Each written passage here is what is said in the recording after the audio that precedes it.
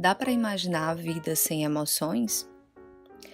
Em vez de altos e baixos diários que todos experimentamos, a vida provavelmente nos pareceria uma grande planície vazia de existência, com pouco significado.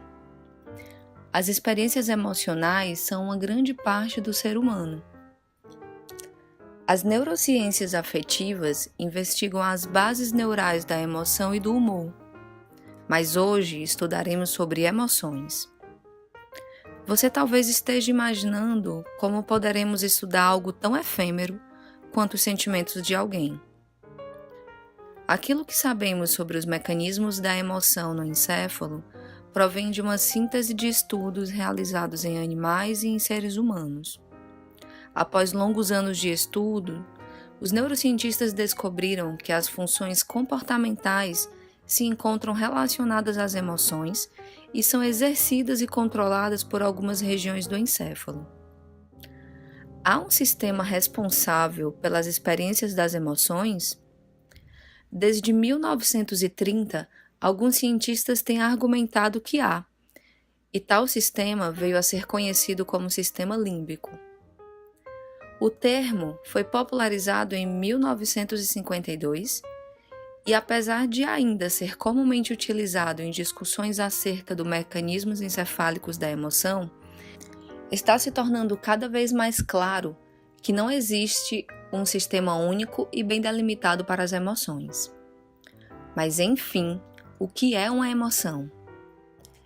Especulações acerca da natureza das emoções humanas têm sido feitas desde antes dos tempos de Darwin.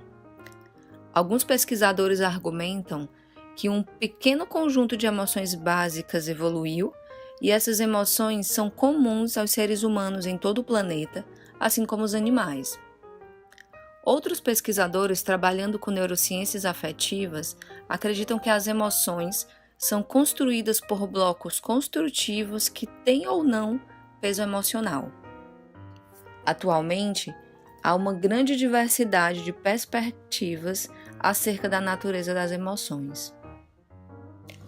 Cada emoção é representada por atividade em uma área especializada do encéfalo, por uma rede de áreas ou por uma rede mais difusa de neurônios?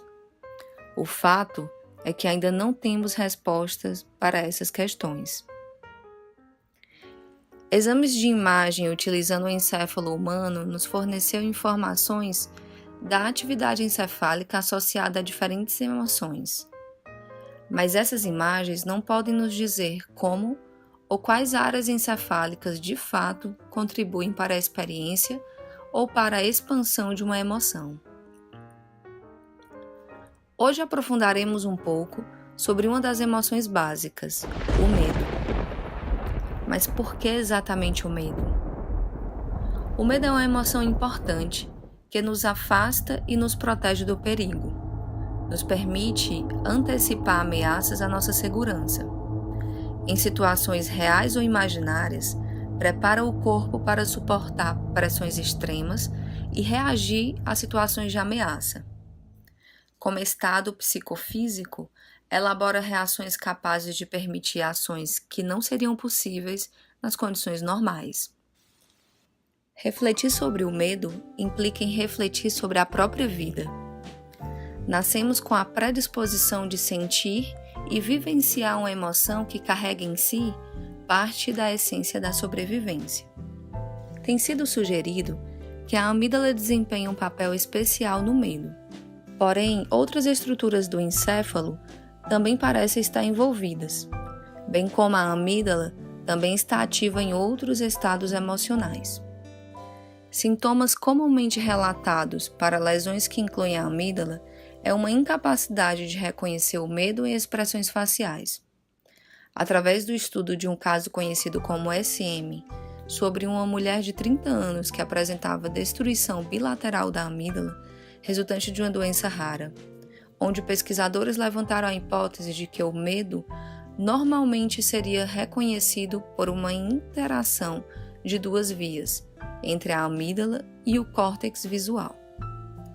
A informação visual é levada para a amígdala, que instrui o sistema visual para mover os olhos e examinar os sinais de entradas visuais para determinar a expressão emocional em uma face.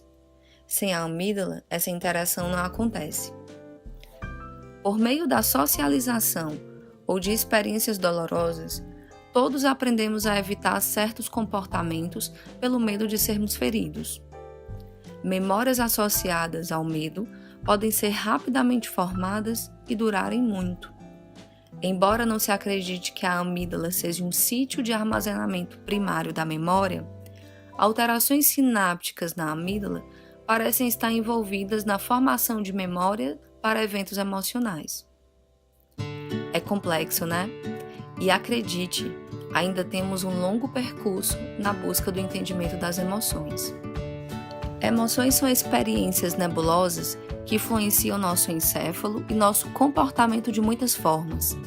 Assim, parece até lógico pensar que o processamento emocional deve estar entrelaçado com outras funções encefálicas.